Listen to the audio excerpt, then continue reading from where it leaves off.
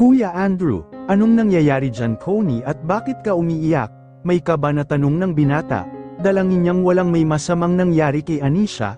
Sa tono pa lamang ni Connie mukhang may hindi magandang nangyari doon. Kuya, hindi matuloy na sambit ng dalaga at puro kuya na lamang ang tawag. Ayaw kasi ni Brandong tawagin niya itong sir. Bakit ka ba umiiyak? Ha? Huminahon ka. Inhale, exhale, breathe. Connie, nang sa ganoon ay maintindihan ka ng kuya, mahinahon na sagot muli ni Brandon.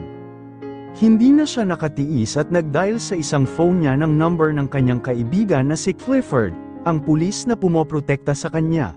Habang umiiyak si Connie, hinihintay naman ni Brandon na sagutin ang tawag niya sa kaibigan.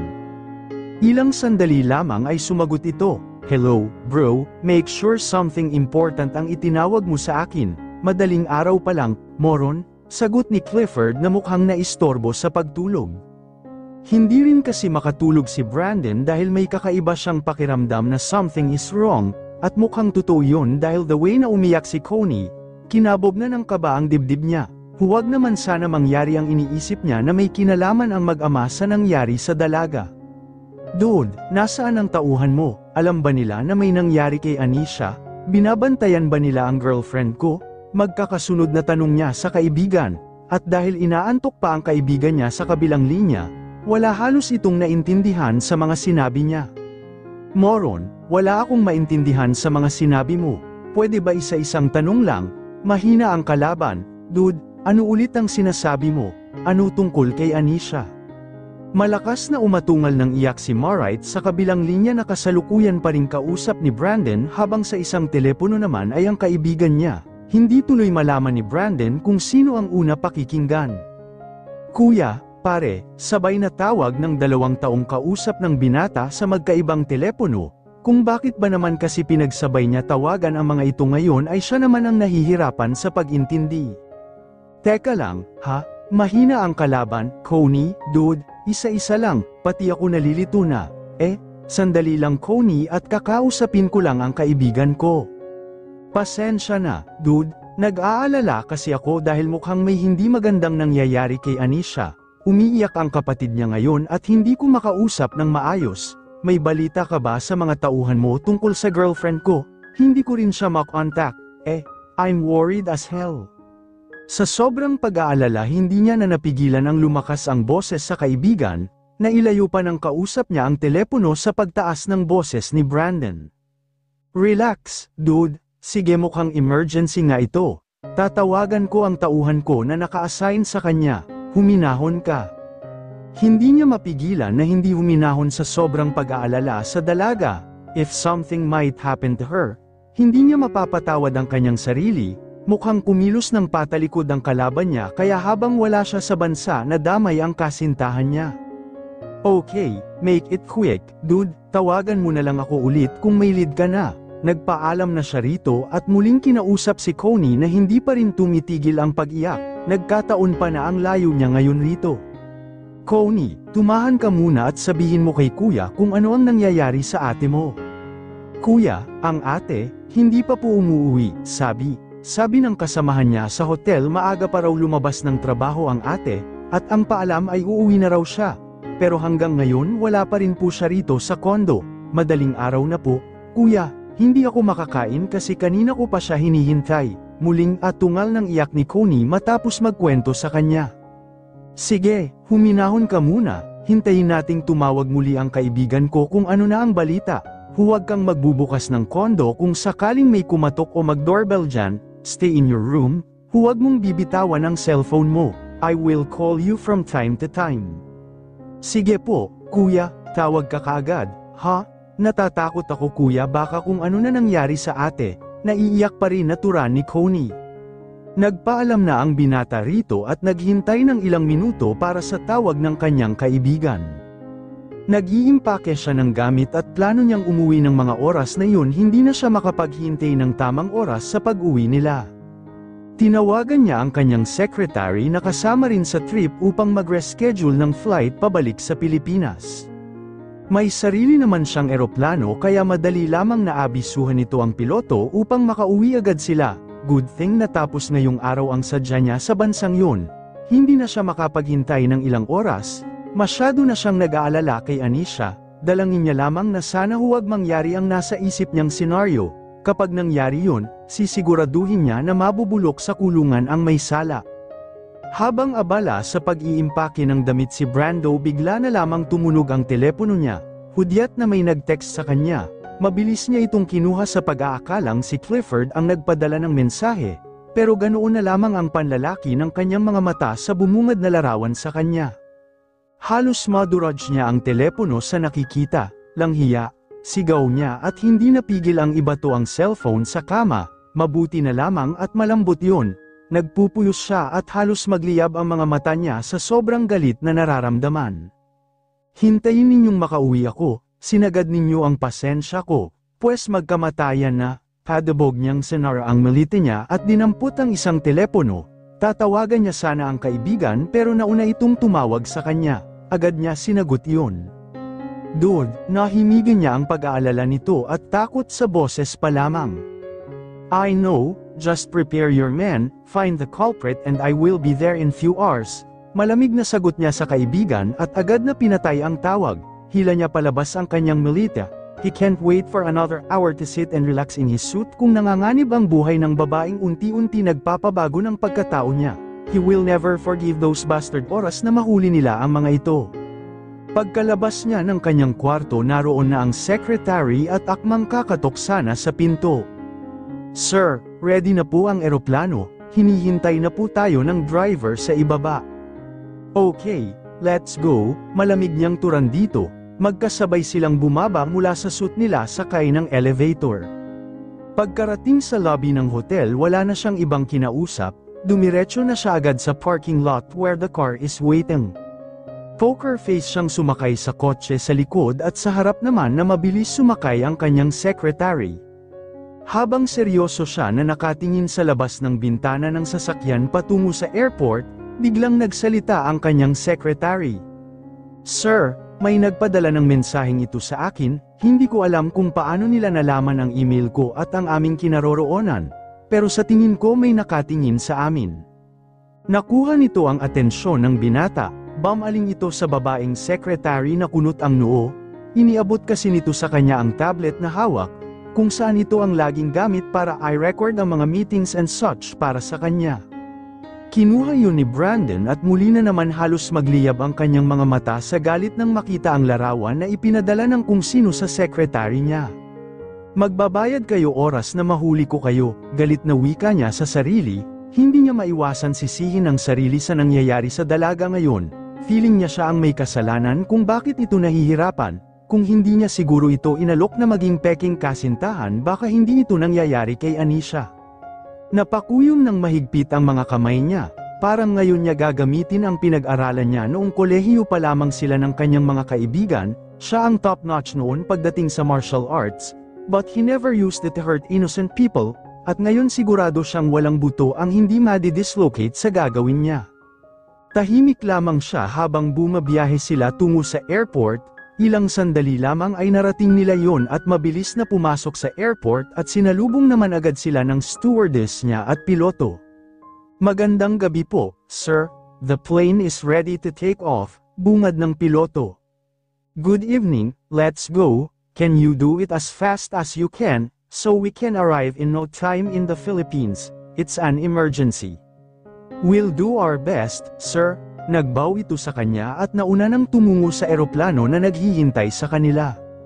Ngayon lamang naisip ng binata, bakit hindi niya nalang isinama ang dalaga sa biyahe niya? Tutal may sarili naman siyang eroplano, ang ulags mo talaga. Brandon, bulong niya sa sarili habang nakasunod sa mga tauhan niya.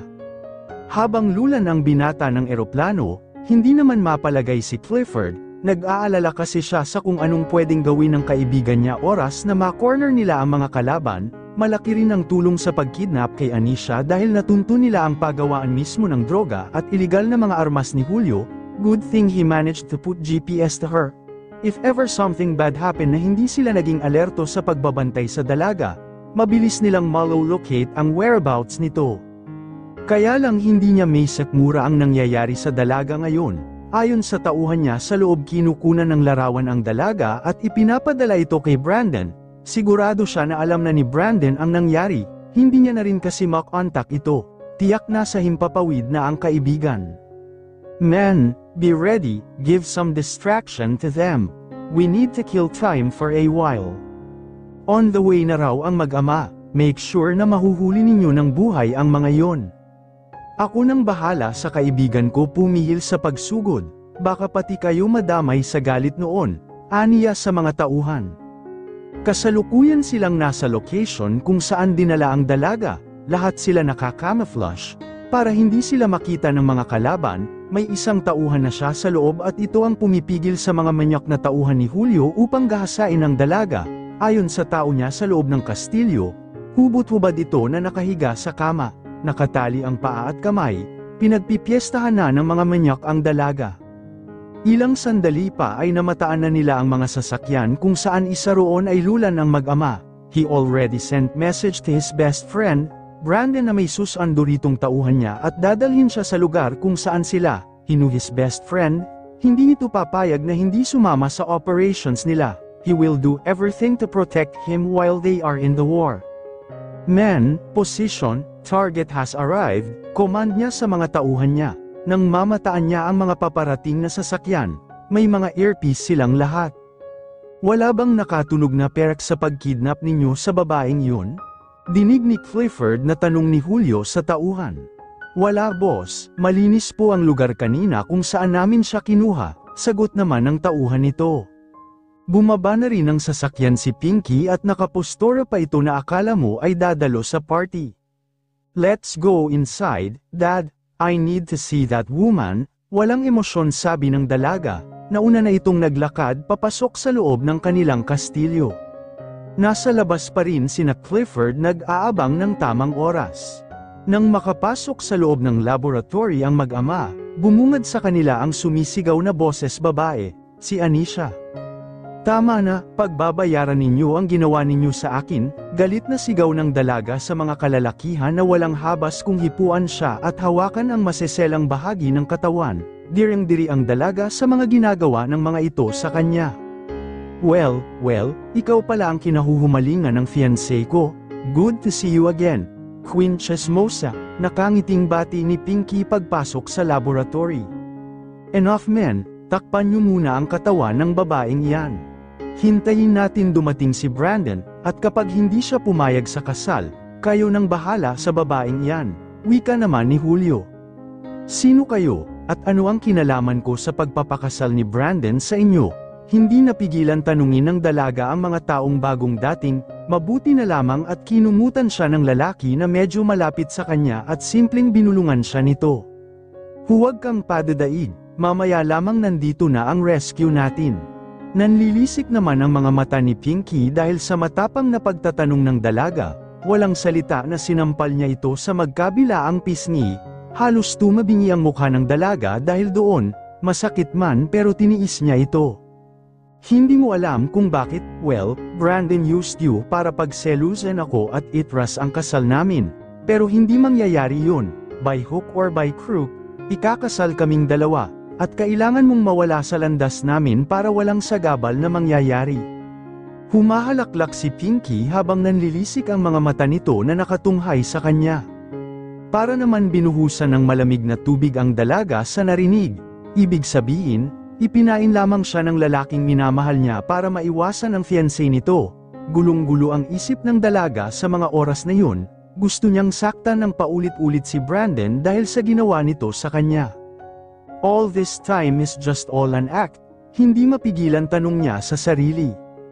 Sinungaling, sigaw ni Anisha kay Pinky, umaasa siya na totoo ang lahat ng mga sinabi at paglalamang ni Brandon, kahit walang kasiguraduhan alam niya sa sarili na totoo yun. Sincere si Brandon sa kanya, ayaw niyang paniwalaan ang mga pag-uudyok ng kanyang utak para lamang sa babaeng baliw sa harap niya.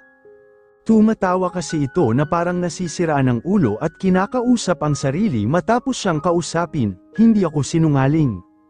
Sinampal siya muli ni Pinky, sinuntok rin ang mukha niya na pakiramdam ng dalaga ay namamaga na ang buong mukha niya dahil sa pananakit ng babaeng kaharap niya. Kumuha pa ito ng gunting, na sa may tabi lamang ng kama, ginamit iyon ng isa sa tauhan nila Pinky upang gupitin ang kanyang damit. Ibinuka nito ang gunting at walang habas na hiniwa ang braso ni Anisha maging ang pisngi niya. Humihiyaw sa sakit ang dalaga dahil sa ginagawa ng paghiwa ng baliw na babae sa balat niya. Umiiyak siya sa sakit. Tama na, hiyaw niya rito, ngunit tuwang-tuwa ito sa ginagawa sa balat niya. Napansin pa ng dalaga ang lalaki na nakangiti ng malawak habang pinagmamasdan siya na sinusugatan ni Pinky. Mga hayop kayo, sunugin sana ang mga kaluluwa ninyo sa impyerno, sinusumpa ko, magbabayad kayo, sigaw niya rito. Hindi siya makapalag dahil hawak ng dalawang maskuladong lalaki ang dalawang braso niya maging ang kanyang mga paa ay may pumipigil din, kahit kinaligan ng mga ito ang kanyang mga kamay. Wala pa rin siyang lakas para lumaban. Nanghihina siya sa mga natamong sugat mula sa hiwa ng gunting na kagagawa ni Pinky. Tama na iyan, hiha. Baka hindi pumayag si Brandon na magpakasal sa iyo kapag nakita niya ang babaeng yan. At saka mo patayin kapag pumayag ang gagong lalaki na iyon na ikasal kayo, wika ni Julio. Tumigil naman si Pinky na malawak ang ngiti, halos maligo na sa sariling dugo si Anisha dahil sa mga hiwa ng gunting sa kanyang balat. Ang medyo maputi niyang kutis ay naging kulay pula. Galit at pagkasuklam ang nararamdaman niya sa lahat ng taong nasa loob ng silid na yun, lalo na kay Chito na sinasabing ito ang may pakana sa pagdukot sa kanya. Masarap ba sa pakiramdam, Queen Chismosa, ang pahirapan ka? Salamat naman sa bibig mong putak ng putak, natuntun ka tuloy ng boss namin para gawing pain sa peke mong boyfriend, may pakinabang ka rin naman pala. Pero wala pa yan sa ilang mga tao na nasira ang buhay dahil sayo, kulang pa bilang kabayaran ang lahat ng iyan. Maghintay ka lang mamaya, hindi ka nasisikatin ng araw, nanlilisik ang mga mata sa galit na sigaw ni Chito sa kanya. Langhiya ka Chito, bukod sa pangit ka na nga demonyo ka pa, sunugin ka sana sa impyerno, huwag sana bumalik sa pamilya mo ang ginagawa ninyo sa akin, alalahanin mo, may kapatid ka ring babae, baka mas masahol pa, ang mangyari sa kanya sa ginagawa ninyo sa akin, sana karmahin kayong lahat, 10 ng pamilya ninyo, isinusumpa ko. Walang habas na sinuntok siya ni Chito sa mukha, halos amikot ang paningin ng dalaga dahil sa lakas ng impact ng kamao ng lalaki sa kanya. Hinding-hindi mangyayari yan, dahil mamamatay ka na. Magdasal ka na lang sa lahat ng santong kilala mo at iingi mo na rin ng tawad ang bunganga mo na kung hindi dala dyan wala ka sa sitwasyon mo ngayon, kailangan mo nang mawala sa mundo para mabawasan ang mga mapanirang tao gaya mo, malamig na turan sa kanya ni Chito. Napaisip naman ang dalaga, siguro nga totoo, sa dami ng nagkagulo dahil sa walang hubas niyang pananalita ng kung ano-ano sa mga tao, na kahit may ebidensya pa siya, hindi naman lahat ng iyon ay totoo. She doesn't know the real reason pero kung ipamalita niya sa mga tao ay pawang makatotoo. Blame her mouth dahil sa excessive na pananalita. Ngayon niya lang na-realize na hindi nakakabuti ang maging isang chismosa o matabil ang dila. Ang nasa isip niya kasi palagi ay makakaganti siya sa mga kapitbahay nila na kung pag-usapan sila noon ay okay lang, dahil hindi rin naman sila umaalma sa mga matabil ang dila sa lugar nila.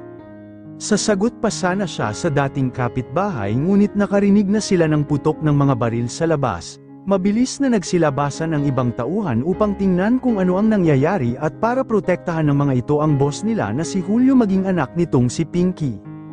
Iniwan nila ang dalaga sa loob ng laboratory at kanya-kanya silang sugod palabas tungo sa kinaroroonan ng putok. Habang nakikipagbarilan ang ilang mga pulis sa mga tauhan ng mag-amang Julio, kinakausap naman sa telepono ni Clifford ang kaibigan, hindi niya alam kung gaano kabilis ang eroplanong sinakyan nito dahil ilang oras lamang ang lumipas ay nasa airport na raw ito. Alam niya halos 5 oras ang biyahe nito, nagagawa nga naman ng may sariling eroplano. Hello, malakas na boses ni Brandon sa pagsagot ng tawag sa kaibigan. Yes, dude, nariyan ang tauhan ko sa labas ng airport, they will accompany you going here. Medyo malakas ang boses na wika ni Clifford sa kaibigan, masyado kasing maingay ang putok ng baril kaya hindi niya marinig masyado ang kausap. Sa huli, nag-message na lamang siya rito na may sasalubong rito na tauhan niya. Matapos makausap ang kaibigan at nakipagpalitan na rin siya ng putok sa mga sindikato. Samantala, panay naman ang tago ni Julio sa mamahaling gold vase na kasing laki niya ang laki nito. Nag-aalala siya na baka tamaan siya ng mga bala. may ibang parte kasi ng kanyang bahay ay hindi bulletproof, kaya nakakapasok ang ibang bala mula sa labas. Ano ang nangyayari sa labas, natatarantang tanong ni Julio sa isang tauhan niya na kapapasok lang mula sa main door. Ito ang samuri kung marami bang kalaban at kung sino ang mga iyon. Boss, napasok tayo ng mga parak, kailangan na nating makaalis dito, bago tayo abutan ng mga iyon, may takot sa boses na sagot nito. Nanlaki naman ang mga mata ni Julio sa narinig. Paano nila nalaman na narito tayo, may sumabutahe na naman ba? Mabilis na hinugot ni Julio ang kanyang baril at walang habas na binaril ang ilang tauhan. Kung hindi kayo magsasalita, lahat kayo ililibing ko ng buhay. Nagpaputok siyang muli, mabilis siyang bumalik sa laboratory at hinagilap ang babaeng bihag niya. Agad siyang lumapit kay Anisha na namumutla at nanghihina. Sinabunutan niya ang mahaba nitong buhok at itinutok ang baril sa noo ng dalaga. Magpaalam ka na, hiha, ngumiti ito na parang demonyo, akmang kakalabitin na nito ang gatilyo ng may bumaril sa kamay niya at nabitiwan niya ang hawak na pistol. Napasigaw si Julio dahil doon, nagulat pa ang lahat na naroroon particular na si Pinky, pero pinalis din agad ng makilala kung sino ang bumaril sa kanyang ama. Oh, hi Brandon, glad you came on time, we're about to kill this gossip woman, para matigil na ang paninira niya sa ibang tao, at matigil na rin ang pagpapantasya niya na mahal mo siya, alam ko naman ginagamit mo lang siya para pagselusan ako, well, I'm telling you, I am, but it's okay, cause any minute she will be gone in this world, by the way, how are you, babe? Akmang lalapit ito sa lalaki ngunit mabilis nitong pinaputok ang baril. Nagpupuyo sa galit ang lalaking kararating lamang. Naka-business suit pa ito, nanlilisik ang mga mata nito na nakatunghay sa dating kasintahan, tinamaan ang dalaga sa kaliwang braso kaya natamba ito, he smirked when he saw her bleeding. How dare you, shoot me, galit na galit nitong sigaw habang napapangiwi ang mukha dahil sa sakit ng balikat niya.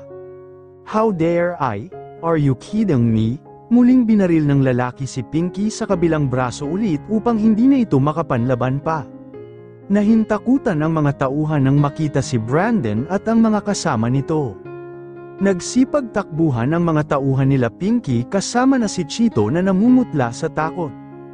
Ayaw nilang madamay sa paghuli ng mga perek sa kanila.